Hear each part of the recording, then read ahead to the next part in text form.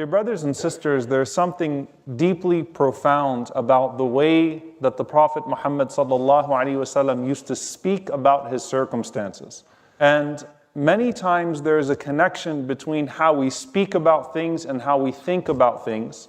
And if we speak in a negative way, then our circumstances will almost always follow, even if they're beautiful. And that's why you could have two people with the exact same set of circumstances, and one of them, if you ask them how they're doing, they will praise the good of their circumstances, and another person will speak to you as if they're Ayyub alayhi salam, as if they have the worst life in the world and the most difficult moments in their lives. Two people with the same circumstances. Ibrahim alayhi salam, the Prophet Ibrahim, when he visited his son Ismail alayhi salam in Mecca, he visited him twice. And the first time Ibrahim alayhi salam visited, he sees a wife of Ismail alayhi salam and asked her how she's doing, and all she pointed to were the negativities, the hardships that they had.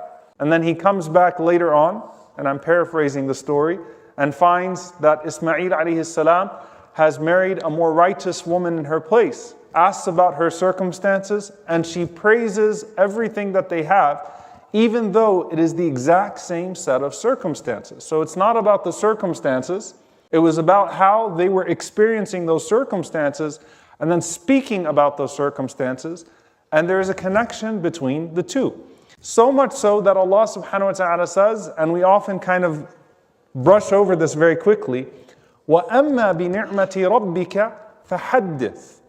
As for the blessing of your Lord upon you, speak of it. Thank Allah for it. And be very conscious about how you speak about it. You know, when you take your sip of water and you say, Alhamdulillah, did you actually just internalize, Alhamdulillah, Alhamdulillah for the sip of water. Thank you, Allah, for the sip of water. There's something very powerful about that. That is a tahadduth bi ni'matillah, speaking about the ni'mah of Allah subhanahu wa ta'ala.